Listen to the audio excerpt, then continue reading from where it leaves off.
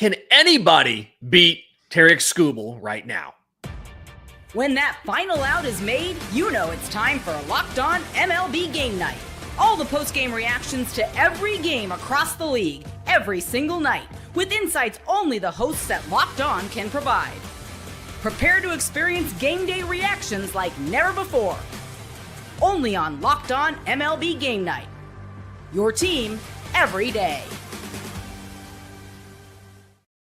Yes, welcome on into MLB Game Night, where we cover every single game, every single night, as only the Locked On Podcast Network can do it. I'm your host, Lindsey Crosby, host of the Locked On Braves postcast over on Locked On Sports Atlanta. You can follow me on social media at Crosby Baseball. He's Steve Lennox, host of the Locked On Red Sox postcast.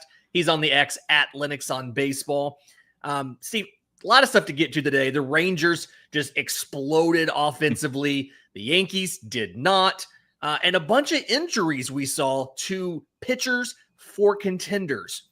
Before we do that, today's episode is brought to you by our friends at FanDuel. Right now, new customers can get $200 in bonus bets when your first $5 bet wins. Steve, I want to start with Tigers at Orioles. I don't know how Rangers got with that. Tigers at Orioles. 4-1 win for Detroit. And I said it in the cold open there. Tarik Skubal may be not only the best pitcher in baseball, he may be unbeatable right now. Here's Scott Bentley from Locked On Tigers with his thoughts on how the win went for Detroit. But it almost feels like cheating to be able to, in a tied series for the rubber match, to be able to just throw Tarik Skubal out there. Almost feels unfair. I'm Scott Bentley, host of Locked On Tigers. That is a 4-1 victory for your Detroit Tigers. Tarik Skubal goes 7 shutout innings only. 6 or 7 strikeouts? I say only because that's far fewer than we're used to. A lot of sinkers in this game. Clearly part of the game plan was just throw sinkers, keep the ball on the ground. He had a season high in ground ball outs in this game against the Orioles. And the Tigers walk out of there with a series win despite losing by 9 runs in Game 2. And that's the awesome part of this team is they throw yesterday in the trash and move on. Parker Meadows with his first home run of the season since coming back from injury. That's a great thing. Going to be important to get him going. And now you got a really fun weekend series at home, standing room only already against the Cincinnati Reds. Let's keep the ball rolling, baby. We'll talk about that more tomorrow on Locked On Tigers. Steve, am I wrong in saying that Skubal is right now not only the best pitcher in baseball, but he might be on a generational run of dominance that we're going to look back at this decade and say, hey, Skubal in 2025 was one of the best seasons we've seen in a long time. Yeah, Paul Skeens goes, Lindsey, for the Pirates on Friday, and it's Skeens Day. And Crochet goes for the Red Sox, and it's Crochet Day. But when you know that Tarik Skubal's pitching, even if you don't have it on the MLB Network or the MLB package, you want to know sort of when his game is in progress, what he's doing. Because exactly what Scott alluded to of what he did Thursday night against the Orioles, that's what we expect. And I don't know if they're backing him off a little bit or not or anything, but could he have gone 8? Yes, he probably could have gone an extra inning. But I like how they're presenting him. They want him for September. They want him for October. Mm-hmm. But right now, I love looking at the schedule for the next day and seeing that Tarik Skubal is going again. And as Scott said, I think we've said a couple of times, it seems like he goes in the finale. If you've lost the first 2 games of the series, you're probably not going to be swept. And if you have a chance for a sweep, you see exactly what we got on Thursday. Yeah. And if the series is split, which it was tied 1-1. You're going to win it. You're going to win it. Here's what's wild. 98 pitches for Skubal.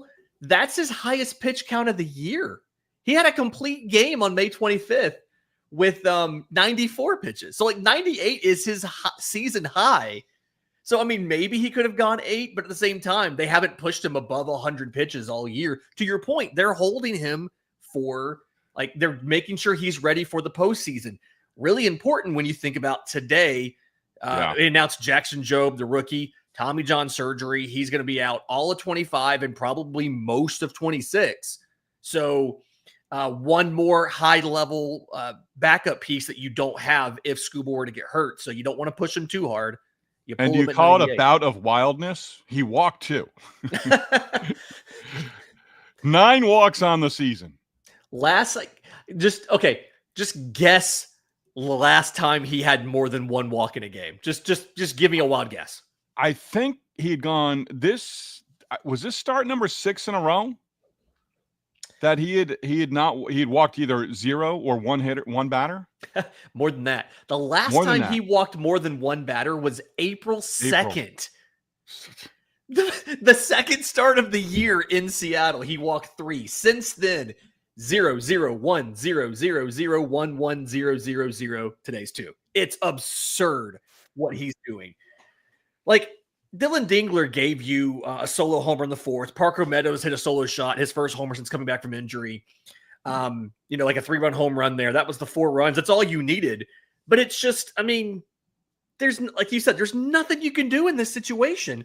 You cannot stop them. They're just going to beat you.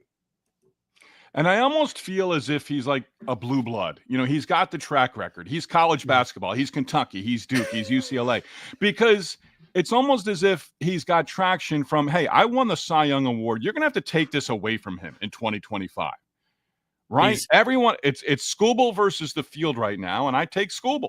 Yeah. And I feel like everyone's going to have to do a lot more because he won it last year. Now he's got that street cred, and back-to-back is certainly right there for him. ERA right now, 199 on the year. He has 111 strikeouts against 9 walks. Just ridiculous. Okay, the guy that he's passing for best ERA in baseball started today. Kodai Senga was on the mound for the finale Nationals at Mets. Here is Ryan Finkelstein of Locked On Mets with his thoughts on the 4-3 win for New York and the cost they paid to do it. New York Mets beat the Nationals again to complete a sweep. Good game overall, but all of that seems like a footnote as Kodai Senga went down with a hamstring injury. This is Ryan Finkelstein, the host of Locked On Mets, and after the game, I went live on YouTube to break down everything that we saw from the Mets, getting an early home run from Jeff McNeil, a 3-run shot. Brandon Nimmo tacked on a run with a solo homer, ends up being the game-winning run, as the Mets had a little bit of a disaster of a 9th inning, but they were able to survive that. Kodai Senga was brilliant through 6 innings, through 5 2/3, and then in that 6th inning, Pete Alonso makes a bad throw to Kodai Senga trying to cover first base. Senga leaps, comes down on the bag, does get the out, but his foot hits the bat in an awkward angle, and he ends up pulling his hamstring. Now we don't know how long the Mets ace will be out, so that becomes the bigger story of the day than the fact that the Mets have won yet another game in a row, and they have swept the Nationals. All eyes are now on Senga. We'll see what happens with his MRI. We'll see how long he's going to be out for. A very tough blow to what has been the best pitching staff in all of baseball this season. That was the point I was going to ask you about in this was, yes, Kodai Senga, 147 ERA. He leads the majors right now. But this pitching staff has been so good, and Shamanaya is getting ready to come back, that it feels like if any team were going to lose a really good pitcher, the Mets are better positioned to lose that really good pitcher and still be in first place over really anybody else. Yeah, I think I read the New York Post on Friday. They're talking about Manaea coming back. Montas as well is on the verge. They're both knocking on the door. Hey, pitching depth is a myth. It doesn't exist. And how many times I've heard from different teams this year, hey, these things have a way of working themselves out.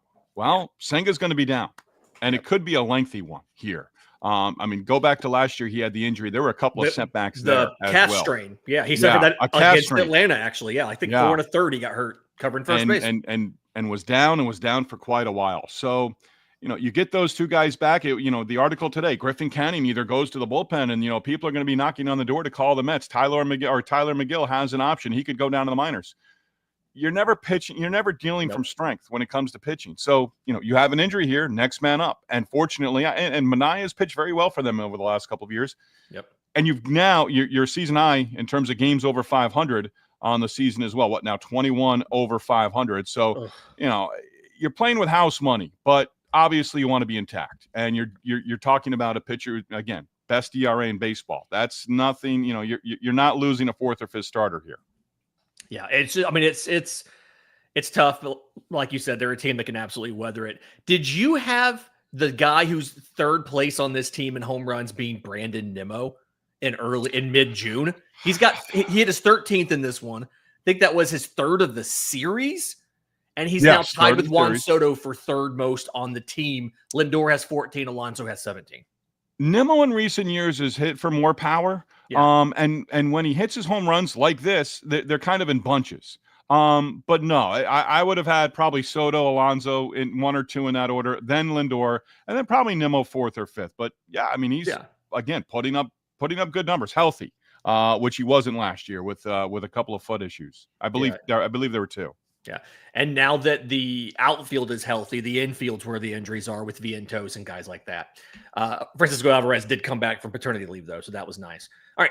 In just a second, I want to talk about another injury that we saw, this one with Milwaukee, as well as just some absolute dominance on offense by the Texas Rangers. We'll do that next right here on MLB Game Night.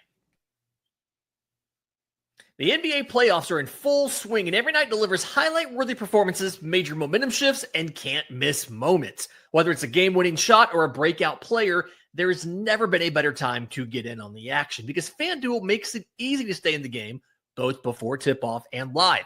With player props, performance trends, same-game parlays, you have more ways than ever to play smart and win big in the finals. What player do you think is going to show up in the biggest moments? And how could tracking their trends help you build the next bet? You could combine live prop bets mid-game based on how the action is unfolding. So if you are new to FanDuel, it is the perfect time to sign up. Head to FanDuel.com and place your first $5 bet. If it wins, you'll get $200 in bonus bets. Make every moment more with FanDuel, the official sports betting partner of the NBA. All right, Steve.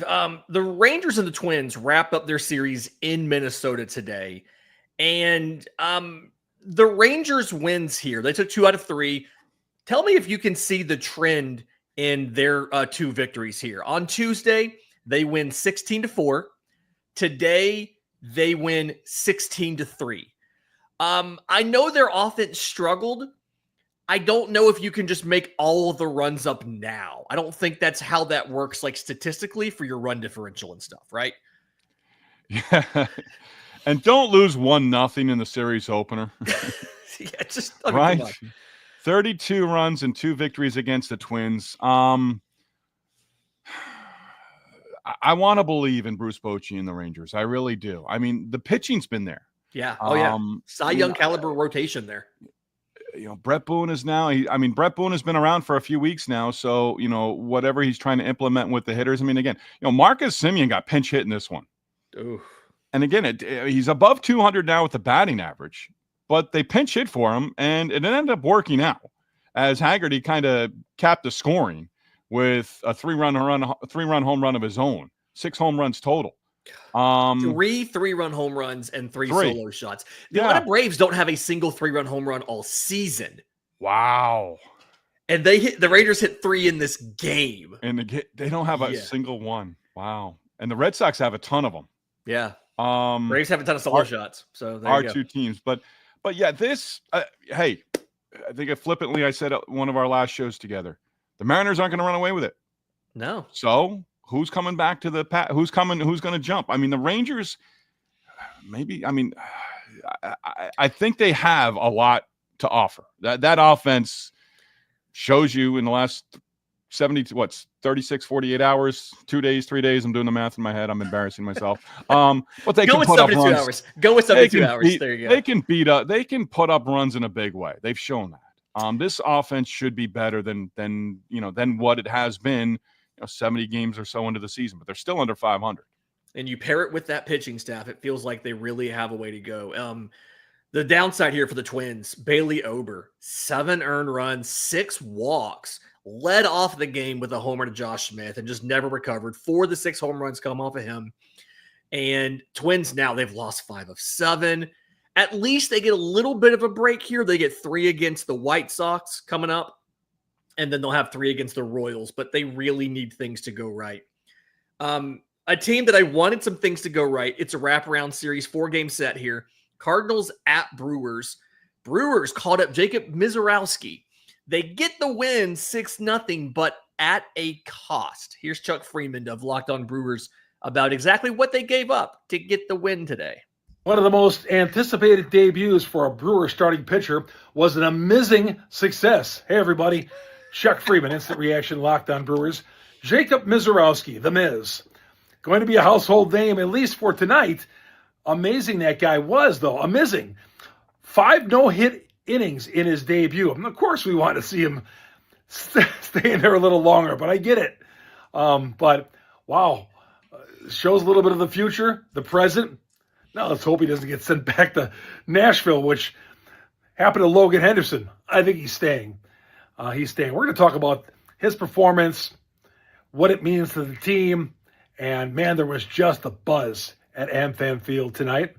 Aaron Savali, reportedly, he's not happy about going to the bullpen, making room for Mizorowski in this rotation. We'll talk about all that coming up later on tonight on the next edition of Locked On Brewers. Please subscribe. Definitely going to be a must-watch there, if nothing else, for the puns. So it looked like when Mizorowski came out, it looked like he tweaked his ankle. The team said later, just some cramping in his quad and his calf. But either way, I did not on my bingo card have the fastest pitches in Brewers history in StatCast history being logged tonight for the Brewers. And I was trying to go back, as you say, StatCast history, 2015 to the 70s and 80s and 90s and early 2000s of like, who were the flamethrowers? I don't remember the Brewers having those guys. Yeah, I don't either. These may be the hardest pitches in Brewers history. Like, did CC Sabathia? Yeah. He didn't throw that hard when he was there and being dominant for a half season. Yeah. This may be it.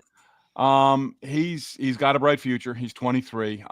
Did see the video on X of, just kind of landed awkwardly and then tried to put the weight on the other leg. And, we've all been there. You just roll that ankle. And I thought it was okay. It's an ankle. I understand 5 innings, no hits. He wasn't going to throw a 9-inning no hitter anyway. They were going to go to the bullpen eventually.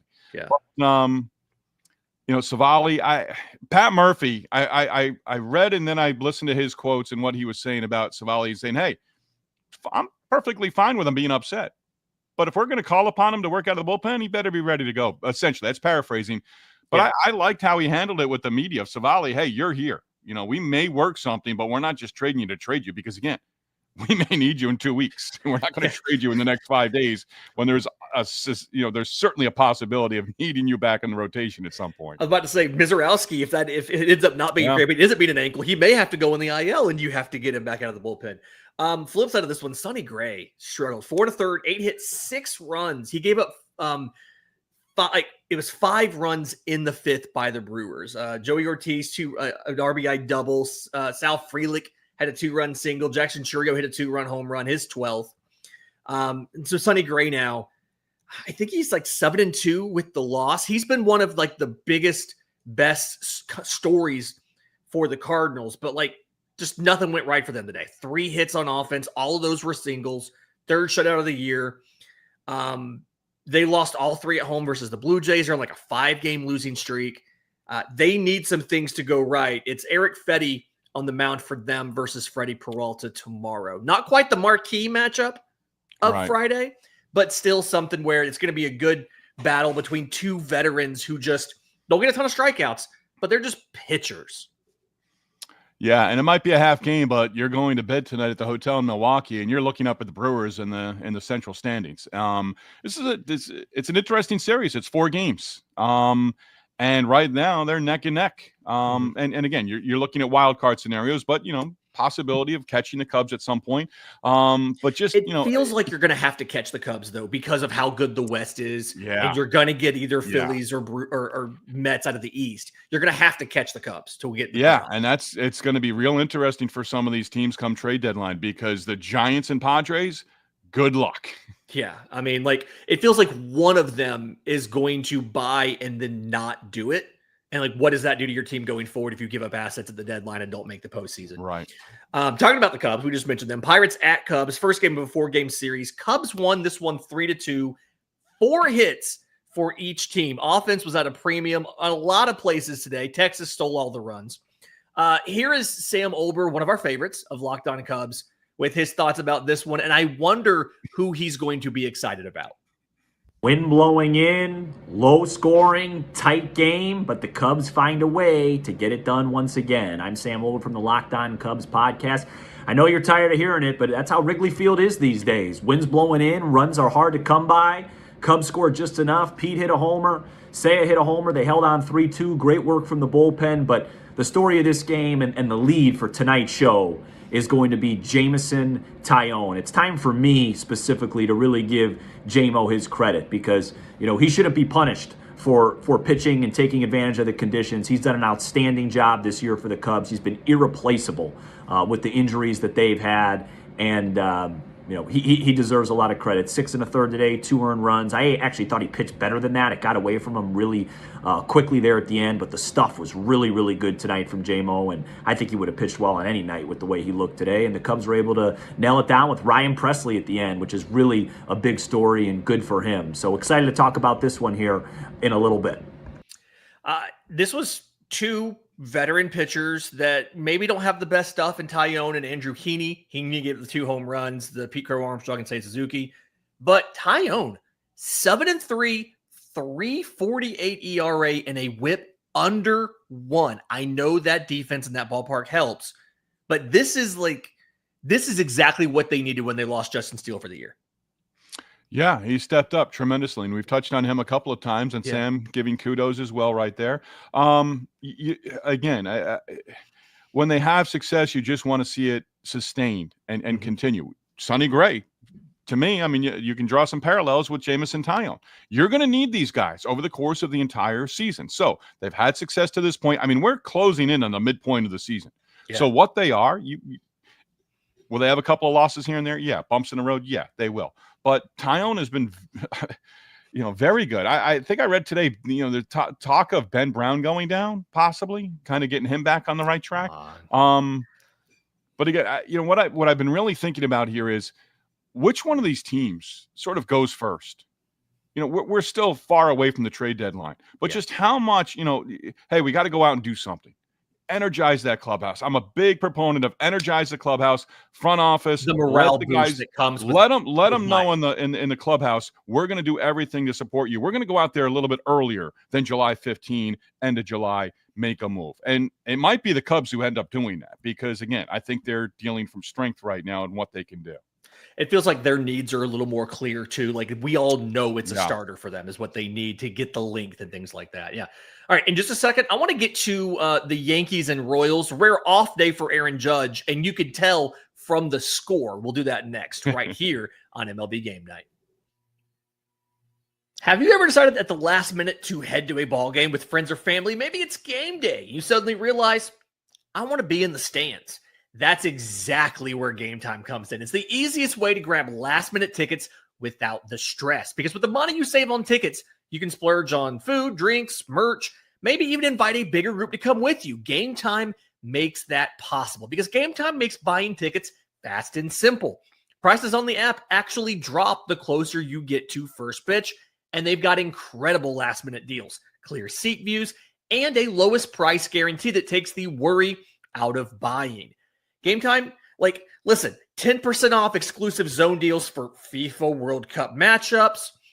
They are the official ticketing partner of Locked On MLB for a reason. So take the guesswork out of buying tickets with Game Time. Download the Game Time app, create an account, use code Locked On MLB for $20 off your first purchase. Again, create an account, redeem code LOCKEDON MLB for $20 off. Download the Game Time app today. Last minute tickets, lowest price guaranteed.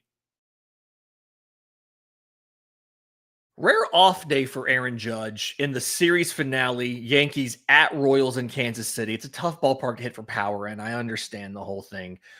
Yankees win this one 1-0. So they get the series sweep. They get the season sweep against the Royals, and they outscored them 29-11 in the 6 games. Here is Jack Johnson from Locked On Royals with a little bit of frustrations about the way this one unfolded. A rough showing for the Royals at Kauffman Stadium against the Yankees as they drop Game 2 tonight and fall to 0-5 on the season against New York. I'm the host of Locked On Royals, Jack Johnson, giving you a few takeaways from tonight's game. Well, I was out there at the K and was hoping for that to be the game that maybe stop the bleeding a little bit to find a way to get at least one win against the Yankees. But man, that game got out of hand in a hurry, and the Yankees never really looked back. And as we said last night, as we've said so many times when previewing some of these games about the Yankees, that lineup top to bottom can be so relentless. And even when you think that you can get out of a jam and just hold the damage to a run or two, they're going to find a way to put 3 or 4 on the board. And that's exactly what they did in the second inning. Chris Bubich has been so good at limiting the damage. But tonight, with 2 outs, I know they got helped out a little bit with a walk from Jazz Chisholm that should have been a strikeout. But still, you got to find a way to get a few more outs. And Chris Bubich couldn't. Now, he didn't allow any other run after that. But the 5-0 hole was good enough for New York to pull away with the 6-3 win. The Royals did rally a little bit in the 9th inning, but you can't put yourself so far behind for the majority of the game and not wait, or I guess I should say wait until the 9th inning to put up any sort of run support. They'll try to avoid the sweep tomorrow with Seth Lugo on the bump. I'm just now realizing I think that's yesterday's video. I was like, wait a second, that's not tracking here. It was labeled the wrong day. That's on me, my fault, folks. Yeah, it ended up being 6 straight games. And if you look at it, like, they did better every game. 10-2, they lost by 8. 6-3, they only lost by 3, and then 1-0, they lost by 1. At this rate, they would blow out the Yankees in another week. It's like they were getting better. But the rain delay in the 6th, I feel like that does really mess with you as far as just like Seth Lugo came out of the game, Will Warren came out of the game, and you had to go to the pins early. Yeah, the only run scored, it was an interesting play in the 8th inning. Goldschmidt gets credit for a single, and the runner at second base was racing around third, stumbled initially. That was Pablo Reyes, and then came to the plate, scored the run. They gave Goldschmidt an RBI. I watched it on the Yes Network, and like, that's not an RBI for Goldschmidt. That's an error somewhere, probably on the pitcher throwing to the plate. If they had gone right to the plate, they got him easy. But instead they tried to get the out of first base. Didn't. Goldschmidt single. That's the only run. Devin Williams, 1-2-3, 9th inning, 9th save now in 10 opportunities. And I kept thinking as I was watching this one, this is like the Yankees dominating the Twins years ago. Like, every playoff series they had, the Yankees, you knew were going to win it. Right now, the Yankees, 6-0 against the Royals. The Royals are a game under 500. They've been scuffling here now for a stretch. So not the right time to face the Yankees. And again, you go 0-6 against New York. And don't look now, but Luke Weaver threw a bullpen and maybe coming back soon to reinforce that bullpen along with Devin Williams. Okay, just a few minutes left here in the show. Giants at Rockies. Orlando Arcia, right? My Braves DFA'd him a couple weeks ago. He hits a 2-out, 2-run single in the bottom of the 9th for a comeback walk-off 8-7 win. It's the first walk-off win of the year for the Rockies, but it feels like every year you have a couple of these games with just the Coors Field craziness where they make a late comeback. I know I talk a lot about Atlanta. It's the team I cover. I remember them doing this against Atlanta last year. Joe Jimenez and Raisel Iglesias give up like 6 runs in the 8th inning, and Atlanta blows the finale. Feels like every year you're good for a couple, and to have a guy who was DFA'd by the Braves a couple weeks ago do it the day before they go into Atlanta to play a new series makes me as a Braves fan a little bit nervous. Yeah, no lead is safe, right? Giants were up 4-0, 7-2 at 2 different points. Their 7-game win streak coming to an end. And this is maybe the series of the weekend. I think a couple of got underway, as you said, wraparound series on Thursday with 4-game sets. But, Giants-Dodgers. Giants, if they had won on Thursday and just closed out and felt good going out back to California from Denver, don't end up with a win. And, you could have been tied for first place. Instead, you're a game back. I do think that what helps, though, is they got some good offense from some fill-in guys. Dom Smith at first base, 3 for 4, 3 RBI, 2 runs. He has a home run in the 5th inning that scores 3. But I think that's kind of a big thing there. And has to hopefully, they don't have Matt Chapman, but you have to think they have a little bit of momentum going into the weekend. We'll see what the Dodgers can do with that, injury-riddled rotation that they have. Okay. Final game of the night, White Sox at Astros. Astros won this one 4-3, but barely. White Sox got a run in the 9th and then had the tying run at second base when the game ended.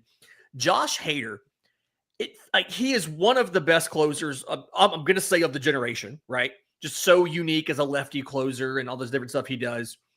But it feels like once a month, he just has that inexplicable inning where a guy goes and just gets him. Michael Tauchman hits a home run in the ninth to get that run. Again, another runner gets to second base, but he does get the out. He gets his 18th save. Framber Valdez, I feel like, has bounced back really well from some rough starts. 2 runs in 5 innings. He's now 7-4, 12 strikeouts in this one. You don't always think about a sinker baller doing that.